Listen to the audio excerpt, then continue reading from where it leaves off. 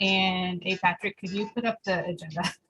I can't. It looks like the host has disabled participant screen sharing. All right, try it again, Patrick. There we are. And just let me open the right one and we're good to go. And we'll get to the front instead of the back.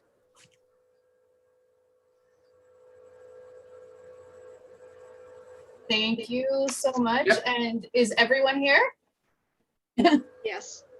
Wow. We are missing Sierra, and then we'll talk about it under board business, but Peggy is no longer on the board.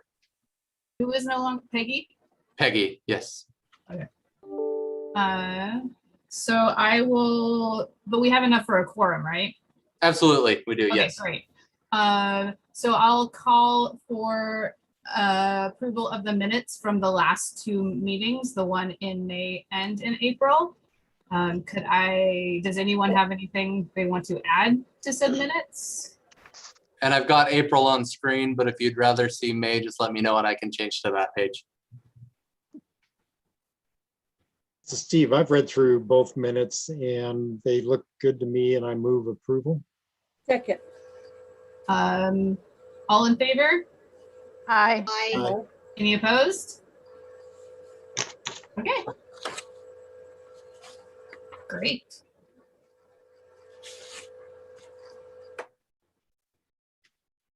Okay, sorry, that's on me.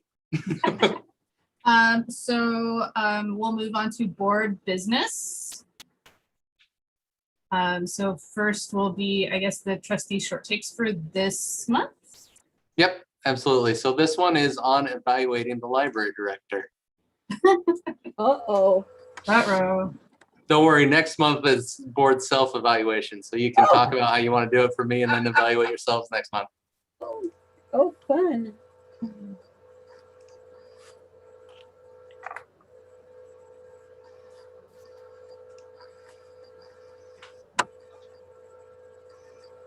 Welcome to Short Takes for Trustees. I'm Beth Novolinsky, the Director of Marketing and Communications for United for Libraries. We are the division of the American Library Association for trustees, advocates, friends, and foundations. I'm here today speaking with our Executive Director, Sally Gardner-Reed, and we're talking about evaluating the library director. Sally, governing boards have the responsibility of evaluating the library director, right?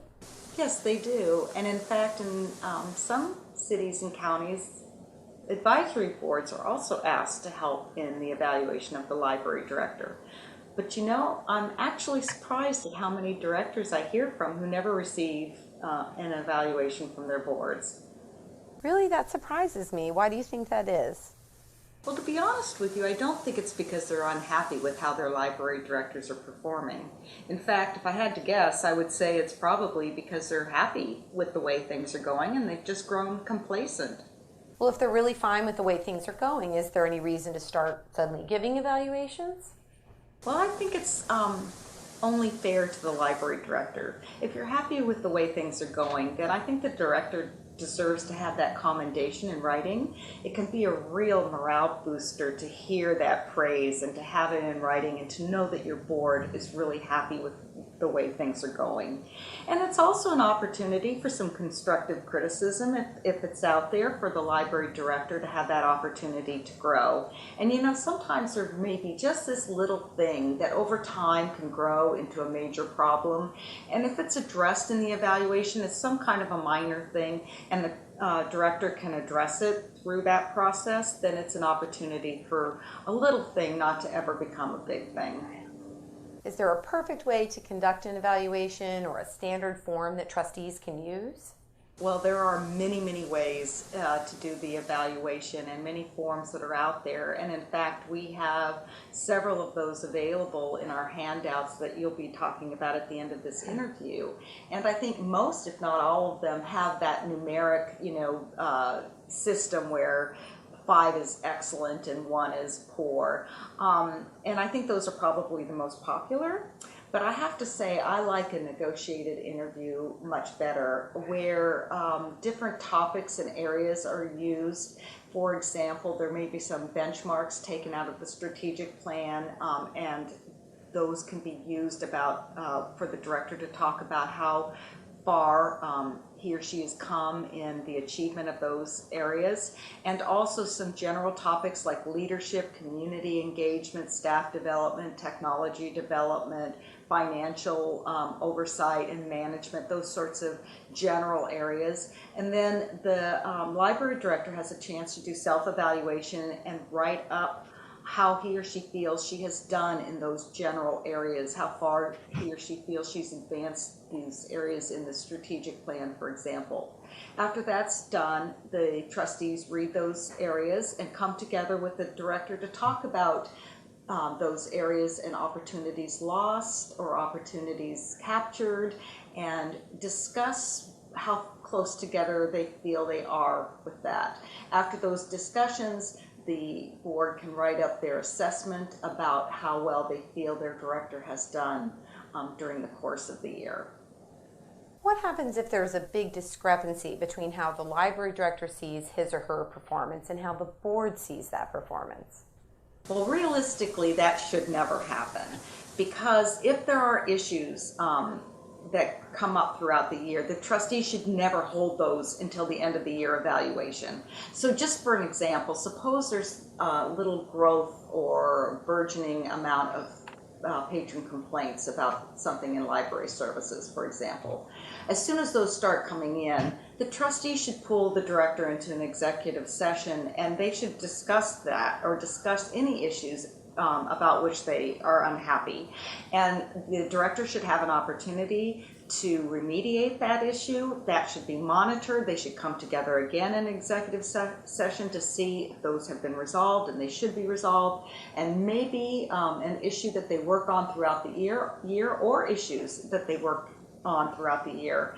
And as they're in meetings and talking about the strategic plan, they should ensure that they're all on the same page, and that the direction that the trustees have set are the direction that they're staying on. And if it isn't the right direction, throughout the year they should be looking at why that isn't the case. Has the environment changed? If not, they need to modify that.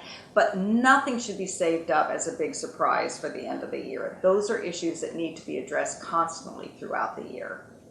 I've heard that some boards allow staff members to evaluate the library director. Is that a good way for the board to get some feedback about the director's management style? I think it's a good way to sow dysfunction among the staff, actually. I know that there will be trustees viewing this who come from the business community and will be lauding the virtues of 360-degree evaluation process. And that's a process whereby peers and staff members get to evaluate their supervisors. And I'm just not behind it at all. I do not see the value in that. I believe that directors should be evaluated by outcomes. I believe that when you allow staff to evaluate the director, you allow an opportunity for malcontents to vent. And I also believe that if you're going to act on any negative information that you get from staff evaluations, you better have your lawyer handy. Because if you can't back that up with facts, then you're going to set yourself up for a lawsuit by the director on terms of liability and defamation of character. So I think that's a very dangerous road, in addition to being a very dysfunctional and insubordinate road.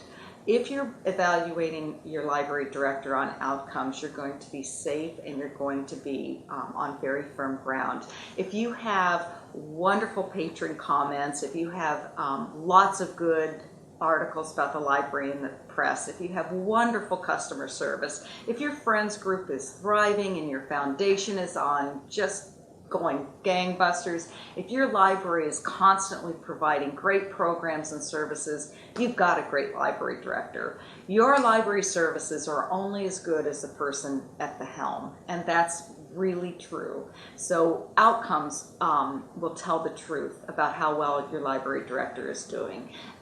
The staff malcontents are not the ones to tell that story. Do you have any final thoughts that you'd like to share with us about evaluating the library director? Yes, I can say that if the relationship between the board and the director is open and trusting, transparent, and strong, the evaluation will be too, and the library will be better off for it. Thank you, Sally, for that great conversation about evaluating the library director with some really helpful tips for our viewers. And for our viewers, as Sally mentioned earlier, we have compiled a list of resources with some sample evaluations and other information to help you do this very important process in your own library. This list of resources will be provided to you by your library director, and we invite you to explore those resources, make use of them, and if you have any questions, discuss those with your library director. Thank you.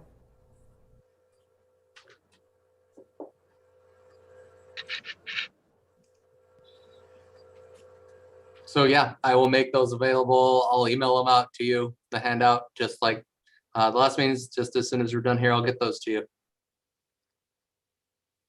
Patrick, when is your annual anniversary? It was last Thursday. Okay, well, congratulations on Yeah. getting here Oh, in a year during a very unusual year. Yeah, we've officially reached a year. So thank you for keeping me that long. Well, you can't get away that fast either. well, Patrick, talking about evaluations as an employee of the city, do you get an evaluation from the city manager? Yeah, so there's a performance evaluation that happens every year. What I would suggest, I know that, so they put those out for kind of a one size fits all those videos for Yeah. city library, district library, autonomous, works with the city, works with the county, whatever. I would suggest that if that's something that we want to look into, that we probably Marilyn would be, as our city council rep, could reach out to to Tom, to the city manager, and say, hey, the board was just wondering, is there a way that we could submit feedback for Patrick's evaluation? Is that something you'd like us to start doing on our own? Just have her check and see however you all want to go forward with it.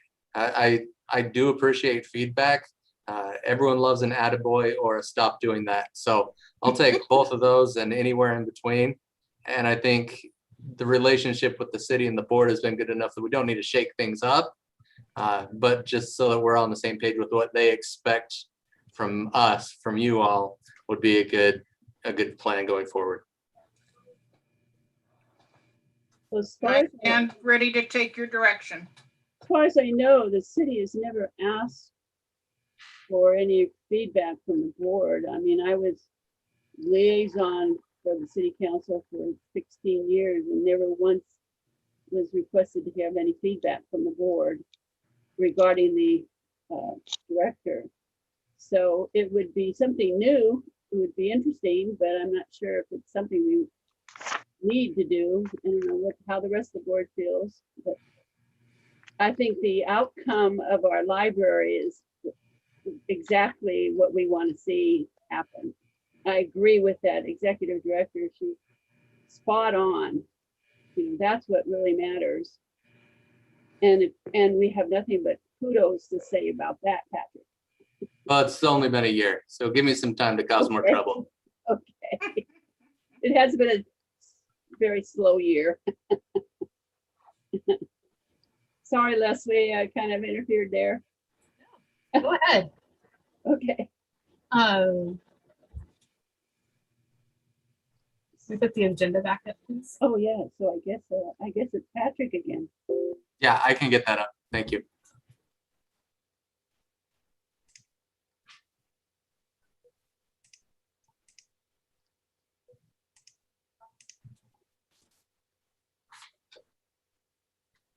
So I guess, next is the committee reports for the Friends of the Library. Oh, the terms first. Oh, the term. Oh, yes, sorry. This is what I get for not wearing my glasses. Well, Yes, so next up, we're discussing expiring trustee terms.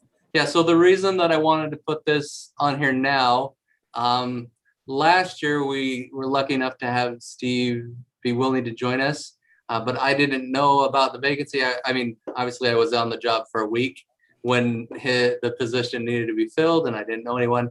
So luckily we've had Steven join us.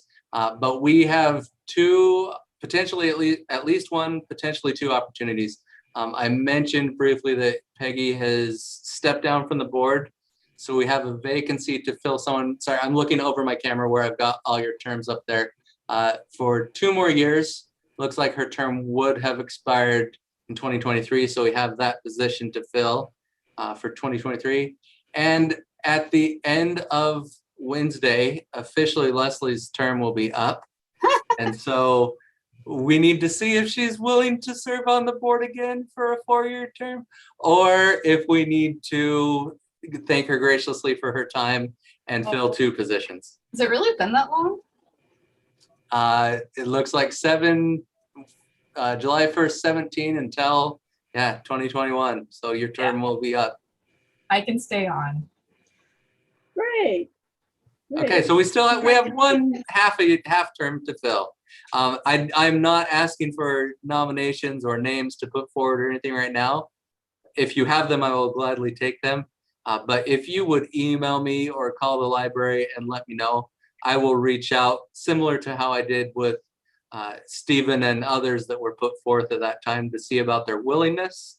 And then I present those names to the city council, since as you well know, the board is appointed by the mayor and city council, not by me. I just try and do a little bit of vetting to see if it's even someone that's interested or cares before we put their name forward to the city council. And that's all I had for that. They have to fill out a form and stuff. There is an application, correct? And I've got a copy of that I will send to people if they are interested. Yeah.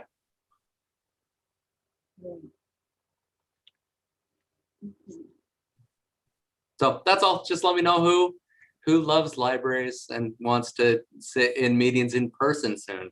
So What's not to love? When, Patrick? When? that's a great question, and we're waiting for further guidance from the city and following their lead on when the city council goes back in person, as well as guidance from Oregon Health on when we can pull our chairs and conference tables. You could all come and stand right now. We don't even have chairs set up at the tables. So we'll wait until we can get those there. And then I anticipate that our first meeting, we have July and August off, correct? So I anticipate that the September meeting will be in person, but we will obviously roll with the punches like we have for the last 18 months. And Patrick, now that you bring that up, do you know if by statute we have to meet at the library? So the way that I understand it is it has to be held at a publicly available or public building available to the public. So that's the same reason for why we post the link to this Zoom meeting, and it is a public meeting and anyone could come. But so we couldn't do it at a private club for members that people had to pay in their dues to get inside or anything like that. That's my understanding. I can double check on that, but I'm pretty sure that we could do it at the Civic Center. We could do it. I walked through the new museum space. They're going to have a great conference room. We could do it over there. Like we could just, as long as it's open to the public, we could hold it there.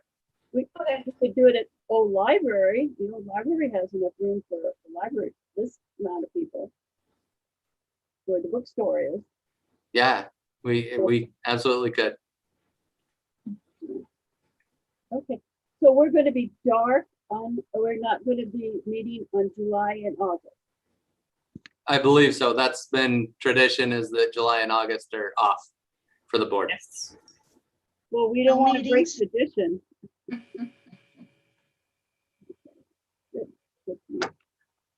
Okay, so if we don't have anything else for the expiring trustee terms, now we'll move on to the committee report from the Friends of the Library. Okay, I don't have a lot to report, as you can imagine, but I just thought I'd mention that since April, or whenever we opened the bookstore, when we reopened the bookstore, and I believe it was the first part of April, we've made over $350, including money from the Wishing Well, but that's not too bad, you know, considering that we went almost a whole year without any income at all. So, And then also, just as an interesting thing, and I wanted to ask Patrick what to describe it. The last bill the Friends paid was for $400 to Up for Grabs Incorporated for a 40-minute Juggle Mania reading video.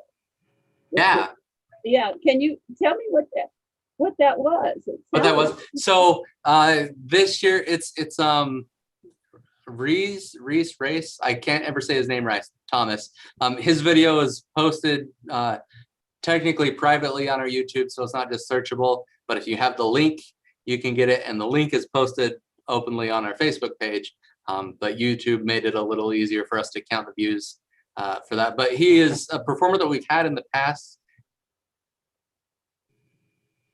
He's come in person and done things, but this year with COVID, a lot of the summer reading performers have come up with a virtual program or a online stream or a something video format. And so this is just the same, I guess cheaper because it's not here in person and paying for travel, but it's the way that he is doing his summer reading program this year. And so that's posted up there. I want to say, sorry, I'm looking at calendars. I think it came out, I think it was posted on the 23rd, last Wednesday, maybe the 24th, but it came out it was posted last week. And so we've got the same thing coming up this next month with different people. Jeff Evans is a magician who's going to do a program on the 7th.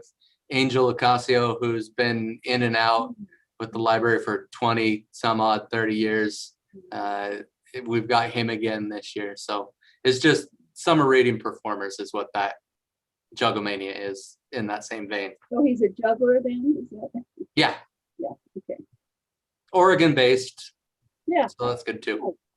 Well, that's fine. It sounds like everything's just running strong, and that's about it.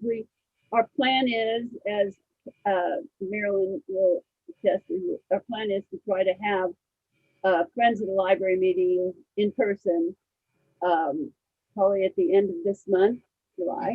End of July. And yeah, well, that's right, July. This is not July yet. Sorry. And that'll be really nice because we can get caught up, and also we can work on fundraisers for the future. So and then we'll report back to you in September what we come up with.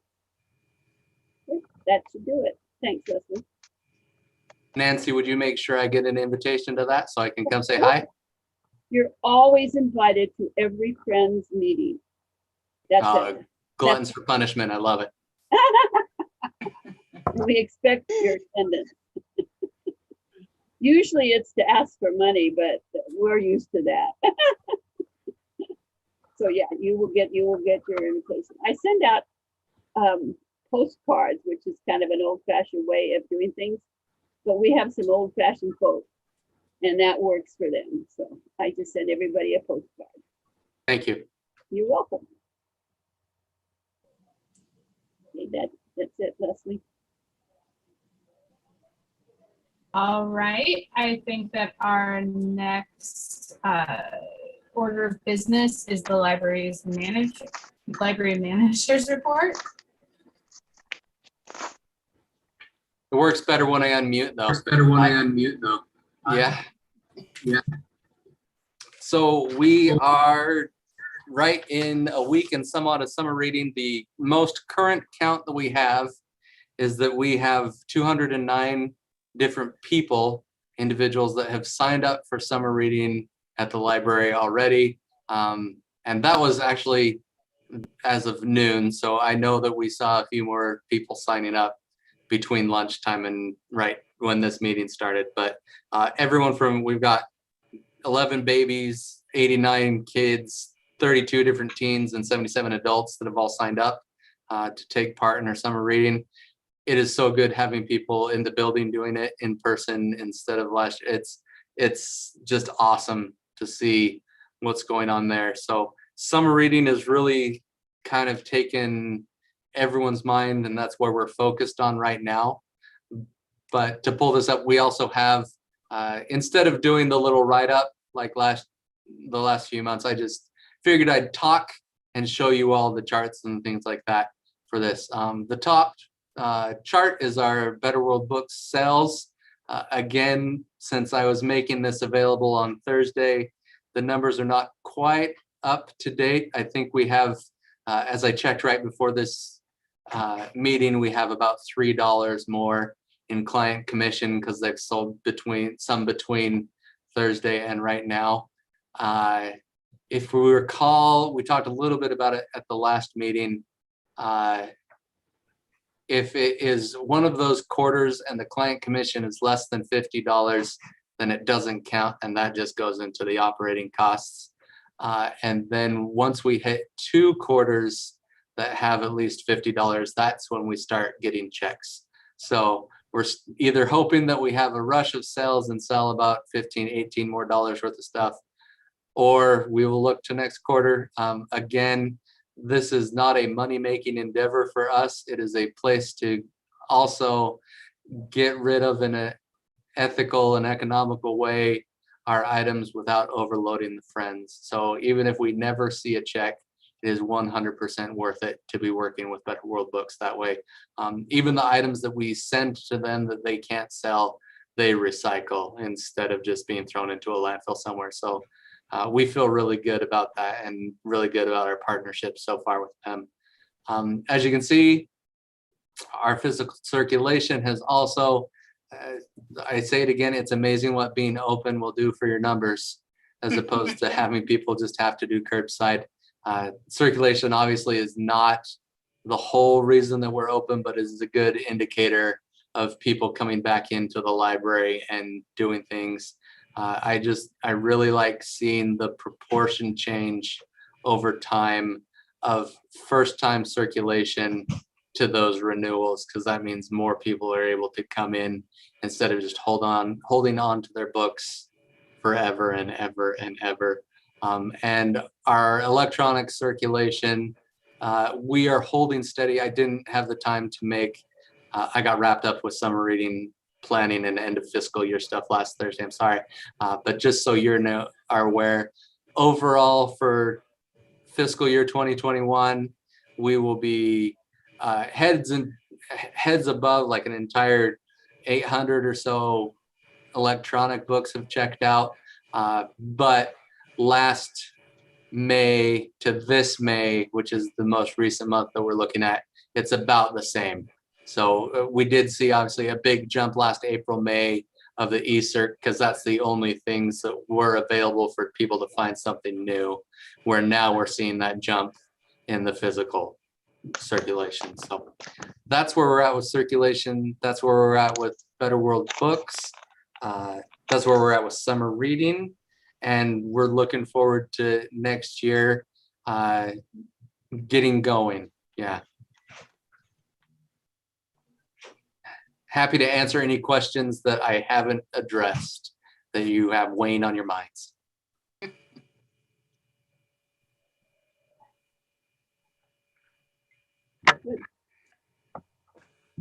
Well, Patrick, this is Steve.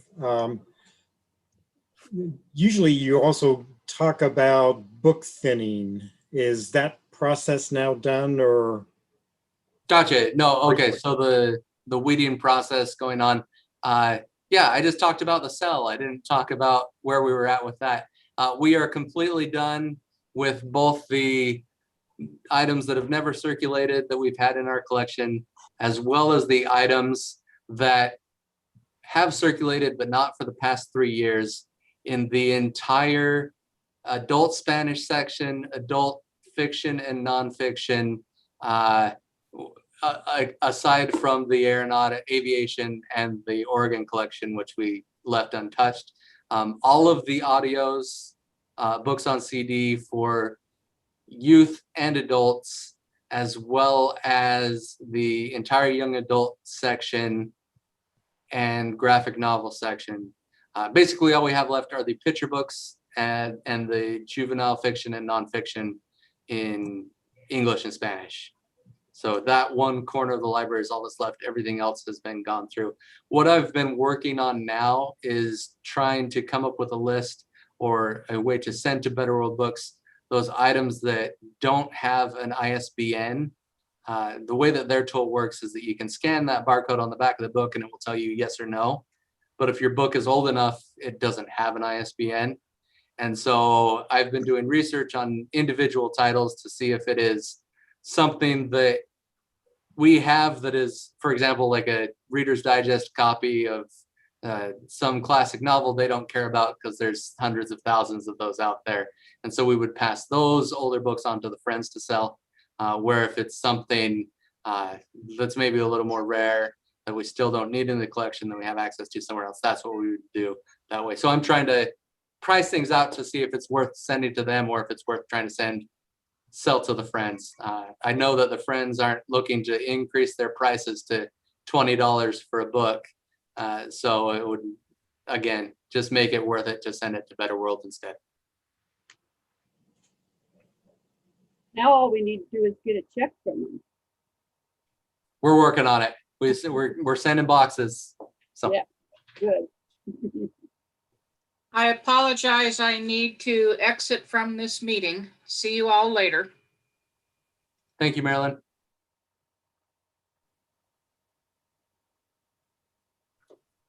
Well, if we don't have any other business, we'll move on to unfinished business. Which I was not told of any, but I believe that the city's template always has unfinished and new business on there just in case there's something that we did need to discuss that I wasn't aware of. Okay, how about new business?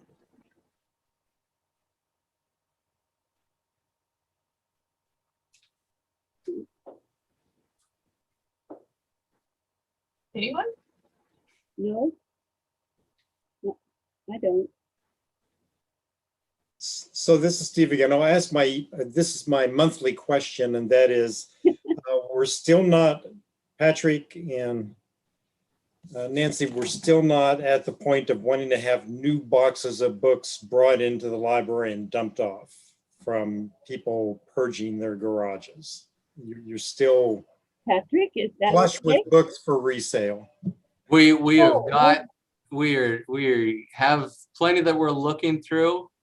We have been taking donations. I believe Leslie, a month or so ago, came and brought us some that we have been going through, and some have made their way to the friends, and some have made their way to Better World, but we will take them. Right now, it's just, especially with summer reading, it's lower on our priority list, but we will take them, of course. But they're Yeah. not hurting anything in my garage, so that you'd like for me to keep them in my garage for right now. I would love it if you would keep them in your garage, Okay. Stephen. Yes, thank you. Well, Patrick, so you're not accepting any more donations right now? Because we are always in need. No, we're accepting if people bring the donations. We're just not, if I understood Stephen's question correctly, we're not hurting for donations at this point. So we have donations and we will accept donations at any time. We're just not in dire need of donations. Well, and I was just talking to another person today about the books that they got from Friends of the Library book sales in the past. And I told them that if they've gotten books from the book sale, that they could just return those books directly to us at the old library. Doesn't seem to be any need to go through you again. Do you Oh, agree? no, not at all. Yeah, you're Right. talking, if someone were to buy a book from you and then be done with Right. it and want to donate it again, Exactly. please feel free to tell them to send them just back to you. Okay, good. So if that's the case, then anybody who, because I know I have probably about 30 books that I've gotten from the book sale that, Okay, so I'm just gonna return them to the friends instead of going through you. So the only time you need to go through you is if you haven't seen them yet. yeah, Gotcha. Did you understand that, Stephen? Yes, because I have books of both types, so Okay. that's good. So Okay. if Stephen, if you have a books of the type that you picked them up at the book sales or at the old library, with the book sale, Yeah, just drop them off. and just bring them in. We're going to be open on the 4th of July, from 10 till 3, I think. And if you want, you can bring them in then, because some of the books that we're gonna sell are just gonna be displayed on tables.